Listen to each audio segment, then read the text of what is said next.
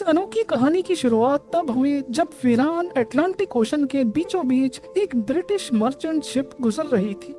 उसके कैप्टन का ध्यान बहुत दूर खड़ी एक शिप पर गया जो ना ही आगे बढ़ रही थी और ना ही उनके सिग्नल्स का जवाब दे रही थी।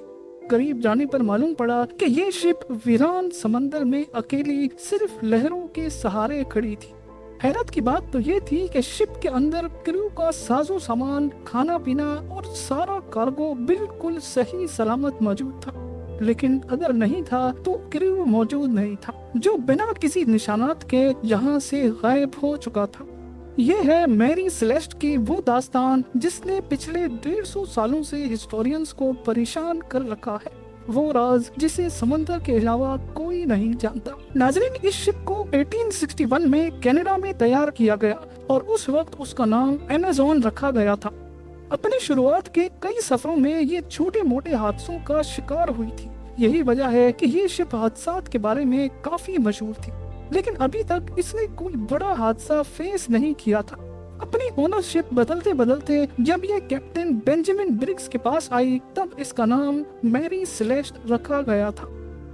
ये न्यूयॉर्क में 7 नवंबर 1872 का एक खुशगवार दिन था। मैरी सेलेस्ट नामी ये शिप साहिल पर खड़ी थी और इस पर सामान लोड किया जा रहा था। मैरी सेलेस्ट में इथेनॉल के 1700 बैरल्स लोड किए गए, जो कि पीने वाला नहीं बल्कि इंडस्ट्रियल यूज का अल्कोहल होता है। इसको ये सारे बैरल्स न्यूयॉर्क से इटली के शहर जेनोआ तक बजरिया अटलांटिक ओशन लेके जाने थे। इस शिप में टोटल 10 लोग सवार थे, जिसमें शिप के कैप्टन बेंजामिन स्पूनर ब्रिग्स, उनकी बीवी और उनकी 2 साल बच्ची समेत 7 क्रू मेंबर्स भी मौजूद थे। सफर शुरू करने से पहले शिप में किसी किस्म का कोई मसला नहीं था और वो आसानी से बिना किसी रुकावट के सफर पर रवाना हो गई। ये सफर करीब 7500 किलोमीटर लंबा था और नॉर्मली उस दौर में इतना बड़ा सफर करने में कई दिन नहीं बल्कि कई हफ्ते लग जाते थे। याद रहे कि तब जीपीएस या एडवांस्ड कम्युनिकेशन डिवाइसेस भी नहीं होती थी जिससे कैप्टन के साथ राब्ता बनाया जा सके।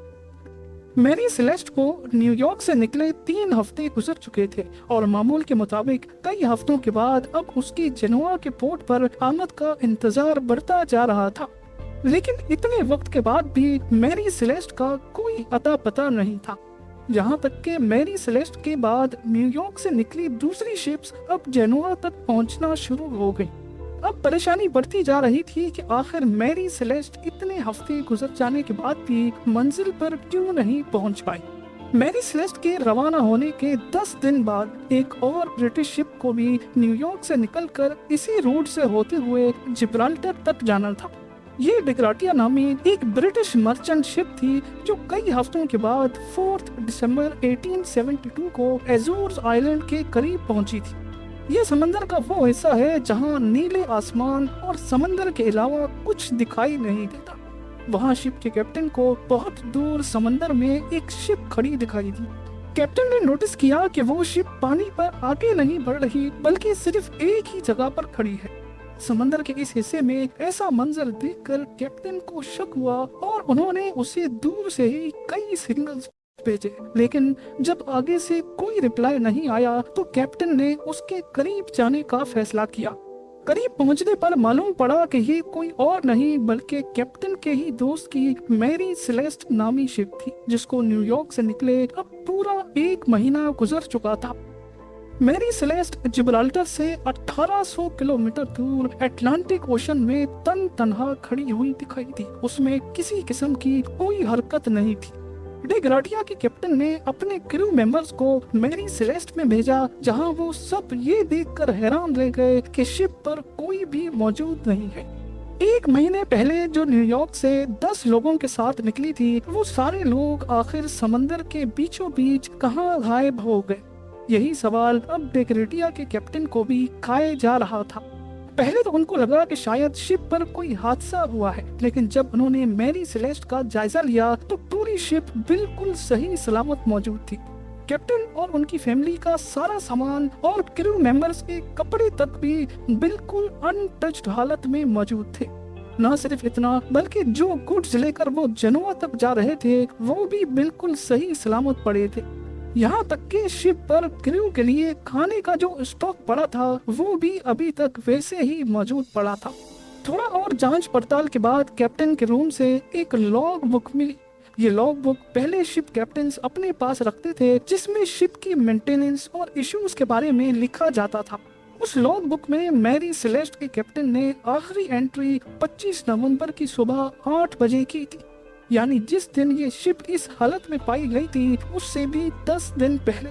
इसका मतलब था कि करीब 10 दिनों से ये शिप वीरान अटलांटिक ओशन में खड़ी थी। डेगरेटिया के कैप्टन ये सारा माजरा देख तो रहे थे, लेकिन उनको कुछ समझ नहीं आ रहा था।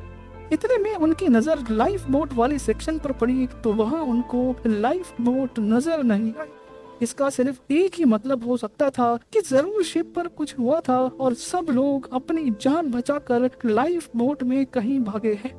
कैप्टन के केबिन में नेविगेशन के इंस्ट्रूमेंट्स भी मिसिंग थे और उनके बेड के नीचे एक तलवार अपने कवर में बंद पड़ी हुई पाई गई, जो इस बात की निशानी है कि शिप पर किसी किस्म का हमला नहीं हुआ, वरना तलवार अपने कवर से बाहर होती या फिर वहाँ मौजूद ही नहीं होती। लॉग बुक के अलावा दूसरे तमाम डॉक्यूमेंट्स भी वहीं मौजूद थे। एक और चीज नोटिस की गई कि शिप का केबिन हर जगह से गीला था और कई जगहों पर 1.5-2 फुट पानी भी खड़ा था, लेकिन ये इतना नहीं था जो इस साइज की शिप को नुकसान पहुंचा सके। यहाँ आपको बताते चले कि इंटरनेशनल सैल्वेज लॉ के मुताबिक अगर कोई भी किसी शिप को रेस्क्यू करेगा तो उसको शिप की वैल्यू के हिसाब से रिवॉर्ड दिया जाएगा। इसी लॉ का फायदा उठाते हुए डेगरेटिया के कैप्टन मैरी सेलेस्ट को लेकर जिब्राल्टर तक लेकर गए, जहां अथॉरिटीज ने शिप को तब तक अपने पास रखा जब तक कोर्ट की हियरिंग्स कंप्लीट नहीं हो गई। कोर्ट ने अपने तौर पे इन्वेस्टिगेशंस की, लेकिन कई हियरिंग्स के बाद भी कोई सुराग न मिल सका। कोर्ट हियरिंग्स भी जब इस मामले को सुलझा ना सकी तो लोगों ने तरह तरह की बातें बनाना शुरू कर दी। कुछ ने कहा कि आसमानी मखलूक मैरी सेलेस्ट के क्रू को ले उड़ी, तो कई ने कहा कि समंदर की कोई बला ने इन पर हमला कर दिया होगा। इन सब मनगढ़ंत बातों में एक बात सच्ची थी कि मैरी सेलेस्ट जब से बनी थी उसके साथ तब से हादसात होते आ रहे हैं। एक बार ये दूसरी शिप से टकराई, लेकिन मामूली टक्कर के बावजूद भी वो शिप डूब गई। फिर मैरी सेलेस्ट को जब रिपेयर के लिए पोर्ट पर लाया गया तो रिपेयर से पहले ही पोर्ट पर खुद ब खुद आग लग गई, और एक मर्तबा तो सफर पे रवानगी से पहले ही इसके कैप्टन की अचानक तबीयत खराब हुई और वो चल बसा। इन सब बातों की वजह से ही अब ऐसा माना जाने लगा कि शायद मैरी सेलेस्ट पर जिनों और आत्माओं का राज है, जिसकी वजह से ये लेटेस्ट हादसा हुआ है। और तब से लेकर मैरी सेलेस्ट को गोस्ट शिप का टाइटल भी दिया जाने लगा। पर असल में उस दिन हुआ क्या था, इसके बारे में कुछ थ्योरीज हैं जिन पर एक एक करके नजर डालते हैं। सबसे पहली थ्योरी गद्दारी के बारे में है। कई लोगों का मानना है कि डेगरेटिया के कैप्टन ने ही मैरी सेलेस्ट के सारे क्रू मेंबर्स को मारकर सैल्वेज लॉ का रिवॉर्ड पाने के लिए ये सारा ड्रामा रचा है। पर सोचने की बात यह है कि अगर ऐसा होता तो शिप पर कहीं तो खून खराबे के निशानात मौजूद होते। अब यहाँ तो डेगरेटिया ने पीछे कोई सुराग नहीं छोड़ा और सारे निशानात मिटा डाले, या फिर ये थ्योरी ही गलत है। दूसरी थ्योरी बहुत ही इंटरेस्टिंग है। इस थ्योरी में कहा गया है कि शिप पर अल्कोहल के 1700 बैरल्स मौजूद थे, लेकिन जब ये शिप अथॉरिटीज के पास लाई गई तो इनमें से 9 बैरल्स खाली थे। हो सकता है कि अल्कोहल के कुछ बैरल्स में ब्लास्ट हुआ हो, जिसकी वजह से क्रू मेंबर्स लाइफ बोट में बैठकर यहाँ से भाग गए हो। मगर जहाँ ये बैरल्स मौजूद थे वहाँ पर ब्लास्ट का या आग लगने का कोई निशान मौजूद नहीं था। तीसरी थ्योरी में ये बात सामने आई कि हो सकता है कि शिप समुद्री तूफान की लपेट में आ गई थी और इसमें पानी भरना शुरू हो गया था। यही चीज देखते हुए कैप्टन ने शिप को इवैक्यूएट करने का फैसला किया और फिर वो सारे छोटी लाइफ बोट में बैठकर भाग गए हों। इतनी छोटी लाइफ बोट समुद्री लहरों का मुकाबला ना कर पाई और सबकी जान ले गई हो। ये थ्योरी काफी हद तक दुरुस्त मालूम होती थी, मगर ये भी बस सिर्फ एक थ्योरी ही थी। थ्योरीज तो बहुत है, मगर कोई एक थ्योरी भी सबूतों के साथ प्रूफ नहीं हो सकी। 150 साल से ज्यादा का अरसा गुजर जाने के बावजूद भी इस मिस्ट्री को आज तक सुलझाया नहीं जा सका। मैरी सेलेस्ट के साथ क्या हुआ था, किन हालात में कैप्टन ने शिप को छोड़ा और फिर वो सब कहां चले गए, ये राज भी शायद कैप्टन बेंजामिन ब्रिग्स के साथ ही चला गया।